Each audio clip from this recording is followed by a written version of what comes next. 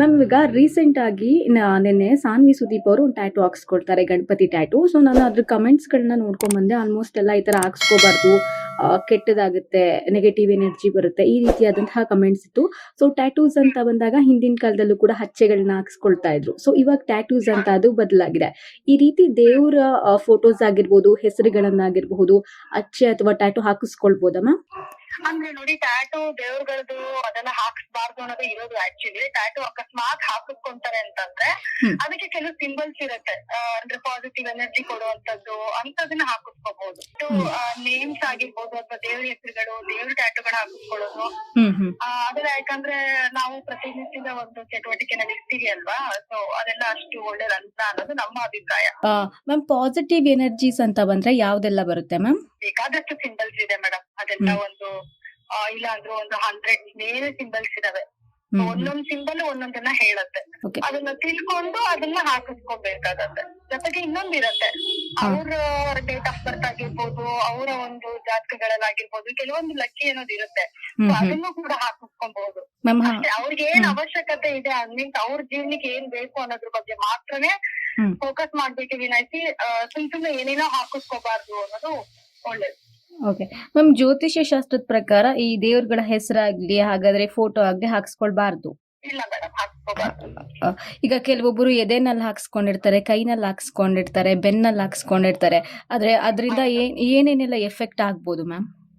Effect ಬಗ್ಗೆ ನಾವೇನು ಹೇಳಲ್ಲ ಮೇಡಮ್. ಅಂದ್ರೆ ಹಾಕಿಸ್ಕೋಬಾರ್ದು ಅಂದಿರೋದ ನೋಡಿ, ಹಿಂದೆಗಡೆ ರಾಘವೇಂದ್ರ ಸ್ವಾಮಿದು ಒಂದ್ ಹೆಸರು ಹಾಕಿಸ್ಕೊಂಡಿರ್ತಾರೆ ಅಂತ ಇಟ್ಕೊಳ್ಳಿ. ಮಲ್ಕೊಂತಾರೆ, ಸ್ನಾನ ಮಾಡ್ತಾರೆ, ಜೊತೆಗೆ ಅವ್ರದ್ದು ಪ್ರತಿನಿತ್ಯದ ಚಟುವಟಿಕೆಗಳು ಇದ್ದೇ ಇರುತ್ತೆ ಅಲ್ವಾ. ಸೊ ಏನ್ ಬೆಲೆ ಕೊಟ್ಟಂಗಾಯ್ತು. ನಾವ್ ಒಂದ್ ದೇವ್ರ ಮನೆಯಲ್ಲಿ ಇಡ್ತೀವಿ ಅಲ್ವಾ, ಅದಕ್ಕೊಂದು ಒಂದ್ ಸ್ಥಳ ಅಂತ ಇರತ್ತೆ. ಸೊ ಆತರ ಇದ್ದಾಗ ನಾವು ಆತರ ಹಾಕಿಸ್ಕೊಂಡಂತದಲ್ಲ. ಇವಾಗ ಹೆಸರುಗಳು ಅಷ್ಟೇನೆ, ದೇವ್ರ ಹೆಸರುಗಳು ಇಟ್ಕೊಂಡಿರ್ತಾರೆ, ಲಕ್ಷ್ಮಿ, ರಾಮ, ಸೀತೆ ಅಂತ ಇಟ್ಕೊಂಡಿರ್ತಾರೆ. ಯಾರೋ ಕರೆದು ಅದ್ನ ಅವ್ರ ಹೆಸರಿದೆ ಬೈಯೋರು ಇರ್ತಾರೆ.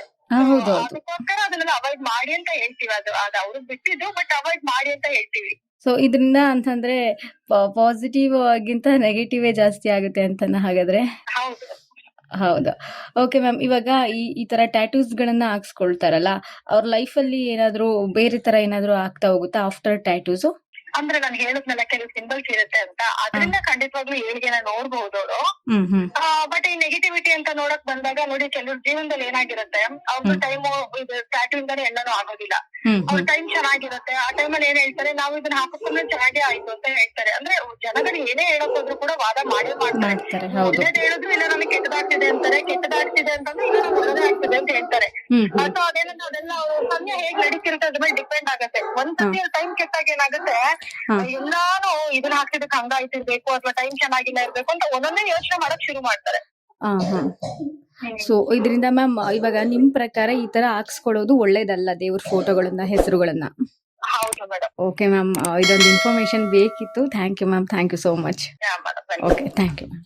ಲೇಟೆಸ್ಟ್ ಹಾಗೂ ಇಂಟ್ರೆಸ್ಟಿಂಗ್ ಸುದ್ದಿಗಳಿಗಾಗಿ ಬಾಸ್ ಟಿವಿ ಕನ್ನಡ ಚಾನೆಲ್ನ ಸಬ್ಸ್ಕ್ರೈಬ್ ಮಾಡಿ, ಹಾಗೆಯೇ ಬೆಲ್ ಐಕಾನ್ ಪ್ರೆಸ್ ಮಾಡಿ. ಇದರ ಜೊತೆಗೆ ಫೇಸ್ಬುಕ್, ಇನ್ಸ್ಟಾಗ್ರಾಮ್, ಎಕ್ಸ್ ನಲ್ಲೂ ಮಿಸ್ ಮಾಡದೆ ಫಾಲೋ ಮಾಡಿ.